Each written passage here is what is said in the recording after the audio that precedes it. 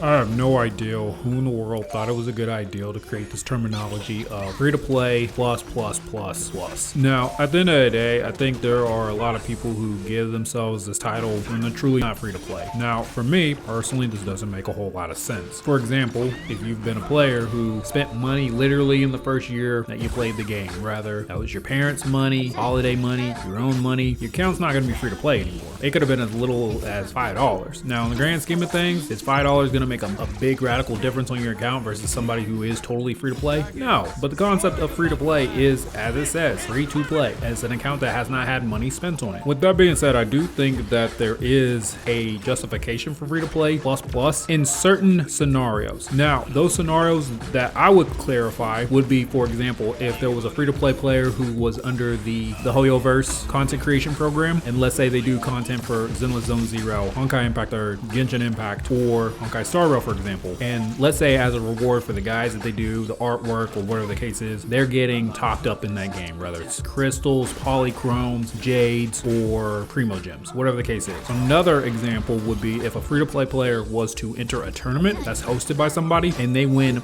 a top-up prize in the respective game. So let's say they enter a Honkai Star Rail tournament, for example. They beat everybody out, and it could be something like them submitting artwork or music, or maybe they're playing on an account and they clear content more effectively than everybody else, for example. And again, they get that top-up reward. That would be a category where I would again say, hey, this is a person who is free to play plus plus, or whatever the case is, because they got that money in a non-normal conventional sense. And let's keep it 100.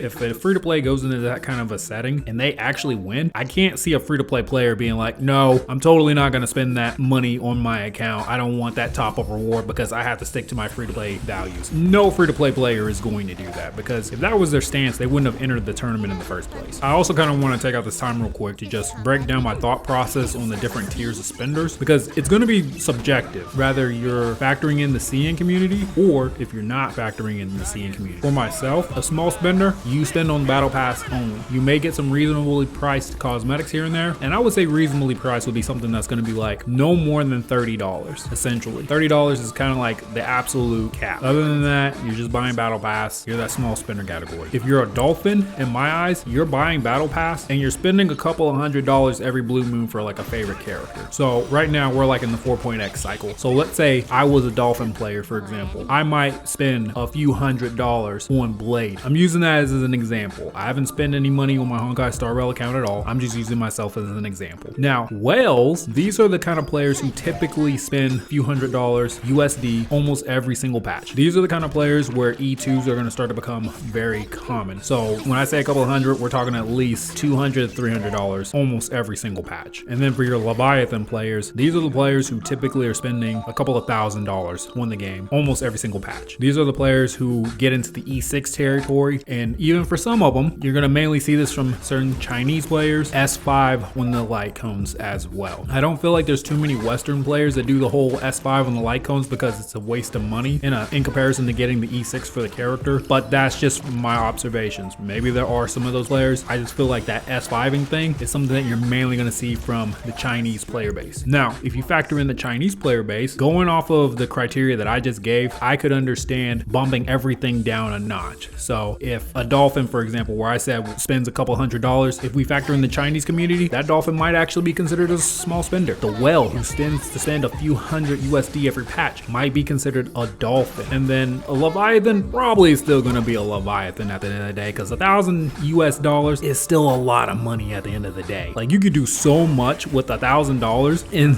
while we're on the topic of spending money, I see the pool videos or screenshots that certain individuals have done here and there where they pull like 100 light cones or something like that. And I get it. They want to support Honkai Star Rail or MiHoYo as a company. They want to continue to see them be successful. There's nothing wrong with that. However, the way I personally look at it, it is a waste of money in the context of that money could still be spent going toward MiHoYo, but the player could actually walk away with something more tangible, something to where they can have something to show for it, even if MiHoYo shuts down that particular game. Like, there's figures that you could buy online. I actually have a Flame Sakitama figure from Honkai Impact 3 that I actually bought. So even when Honkai Impact 3 shuts down in the future, I'll always have that figure. I will have something to show for my support toward the game. Now, when it comes to figures, I don't know what percentage MiHoYo gets and what what percentage the manufacturer gets or if it's all made in-house. I don't know. I'm just using that as an example. And I do plan on buying some more figures in the future. There's one of Hersher of Thunder that I want to get later on in the future. And I'm keeping my eyes on a Kafka figure as well. So those two are definitely on my list to add to the collection at some point in the future. I thought I would just talk a little bit about the spending criterias and also the whole free-to-play plus thing. It was something that's been really obnoxious to me. If you're taking out the time to watch this or listen to this, I just want to say thank you so much for your time. You be safe out there. Deuces.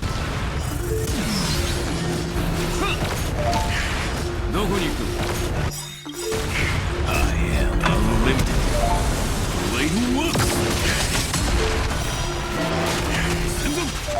You took the bait.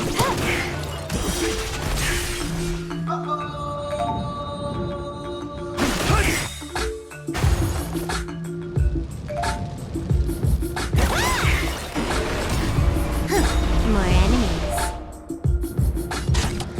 Time for a fun. Found me. This combat meet. This is double speed. Dragons soaring above the land. This is permanent. Implementation. My strength.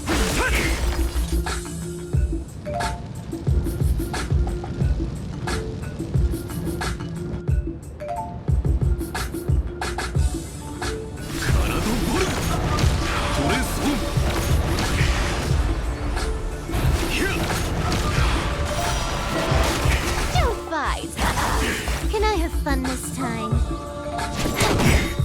You can't run!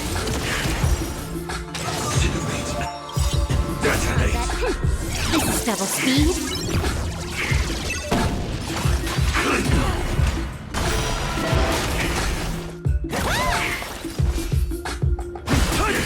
Found me. Our cute play session is a collide that everyone believes in. Becomes a reality! Gotcha!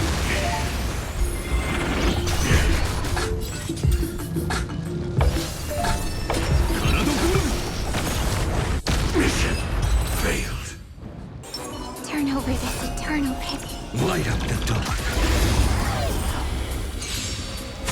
Existence is unity. Let's try it this other way. I choose you.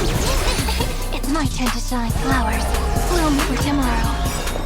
Every petal, all will be swept away by the wind.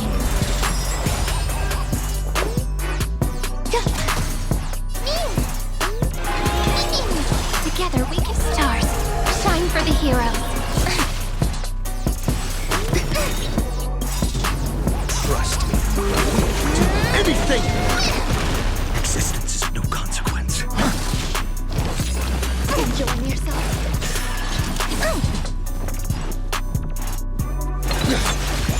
It's my turn to shine flowers. Bloom for tomorrow. Some value, I suppose.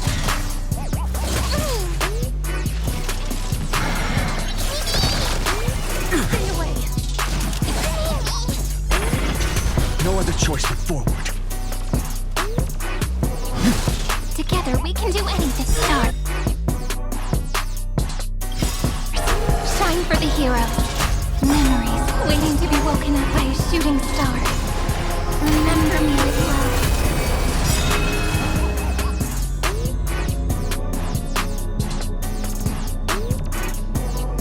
New world bearings ignite the dawn.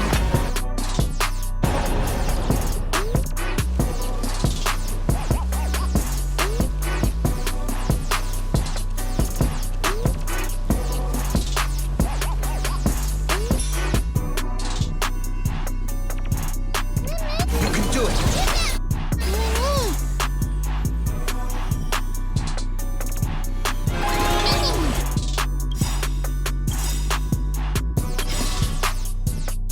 Trust me.